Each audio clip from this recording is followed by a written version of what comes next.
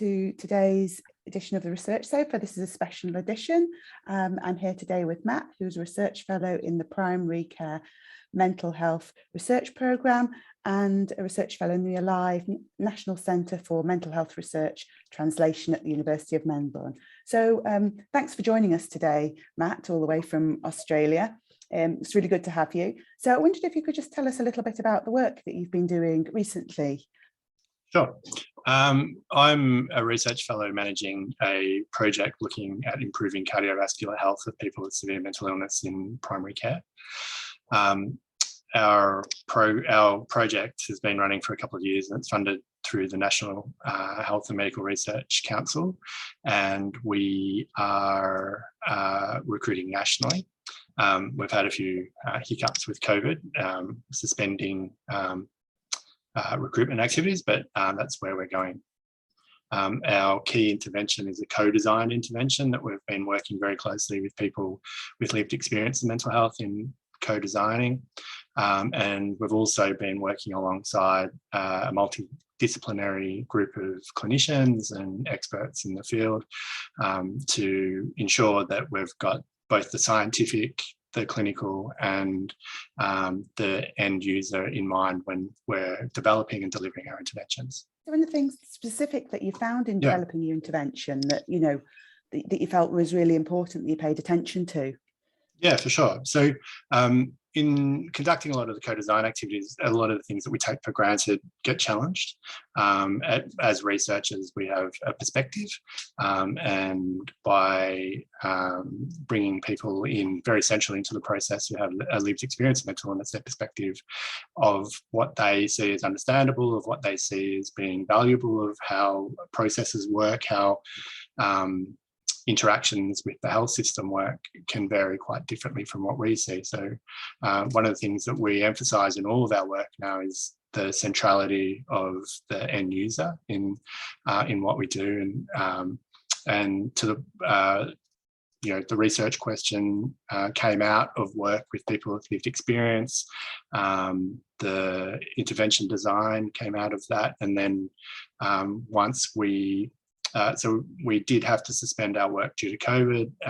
Our intervention involved a lot of in-person engagement, but due to COVID, we had to step back, and also to widen our recruitment window, we've gone for a national recruitment approach. And obviously with a country like Australia, if we're recruiting in Western Australia from Melbourne, that's like a 3-day drive. So, it's important that we had to change our approaches to a remote engagement approach, and work out ways that can be meaningful, that can meet the needs of people. And so we've done journey mapping through our co-design to ensure that what we've redesigned as researchers meets the needs and is acceptable to people who have lived experience. And have you found any issues with remote delivery to people, or we've in our work we found a difficulty with people's access to the internet, so we've had to do a lot of our work over the telephone to sort of kind of account for that. Yeah. So to kind of explain the intervention a little bit, which I don't think I've done so far, is so essentially one of the things that we're keen to do is to be proactive in our engagement with people over their cardiovascular health. And for a whole range of different reasons, the cardiovascular health of people with mental illness is underserved. It leads to poorer outcomes than experienced in the general population. So one of the things that motivated the study was to work within the primary care space to help GPs identify people who may have a need for a cardiovascular health assessment, to facilitate that assessment, and then to work with participants in our study to develop some goals around their heart health and to provide support in their journey to improve their heart health for the year. A large part of our intervention was going to be delivered by phone anyway, in terms of, so there's going to be there's weekly engagement via telephone, so it's some positive SMSing and also phone calls to support people. The shift to telehealth has been a bit of a challenge, and at the moment we're we're kind of new in the telehealth approach for the study. So we're kind of just working it out a little bit more fully, and just getting a better understanding of how it's operating in the real world and how people are engaging with the technology. So the picture is not really that clear at the moment, but we've co-designed processes, and I think we'll need to do a little bit more to ensure that we can meet the needs of people when we're working with them. But that said, we have been able to quickly shift from a telehealth to phone perspective as well in kind of doing some of that work. Yeah, because that all sounds good and positive. So what are your next steps really for the research?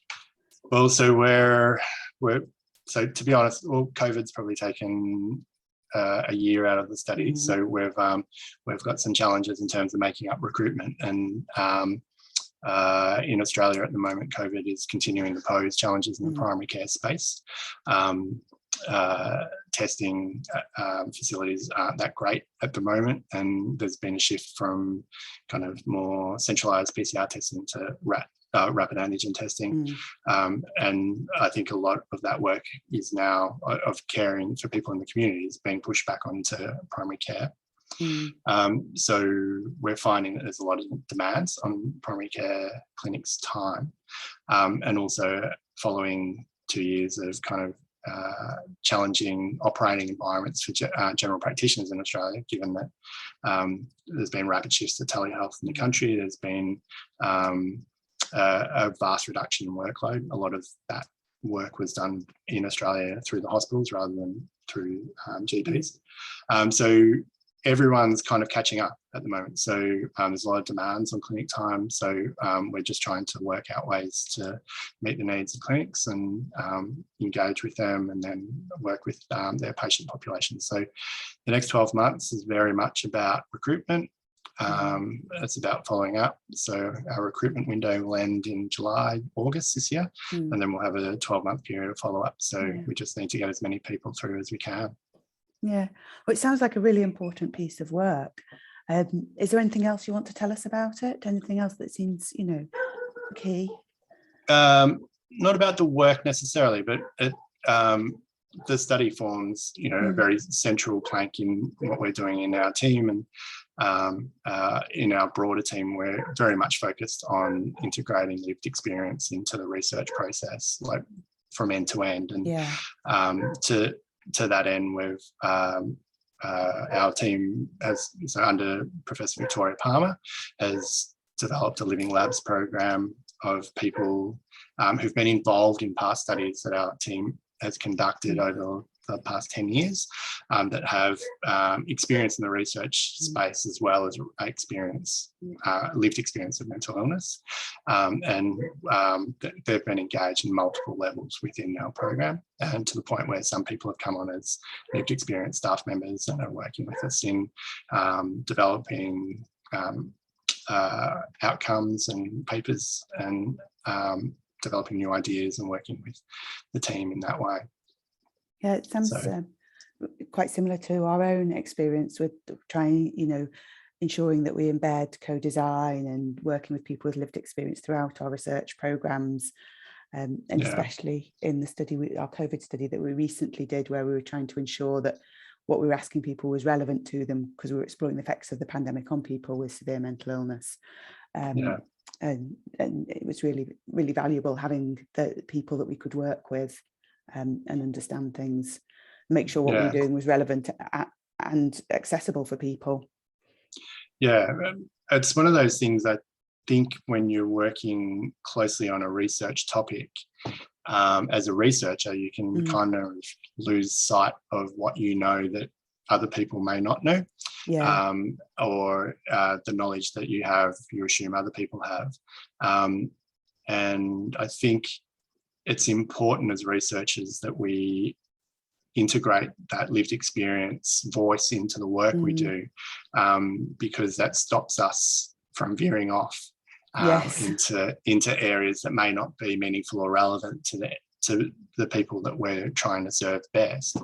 And also that we have some of our assumptions about process and about how we're conveying information even challenged, because we build up a style. Our writing style as academics is very third person, very impersonal, very technical sometimes. And so it's good to have those kind of standard operating things as a researcher challenged, and to ensure that the work we're doing is most targeted at the people that could benefit. Yeah, I agree. It's really important. And it's been really nice to talk to you today on the research sofa. And thank you so much for coming, especially as there's a massive time difference between our time and yours. So really appreciate talking to you today. Thank you. Excellent. Thanks for the opportunity.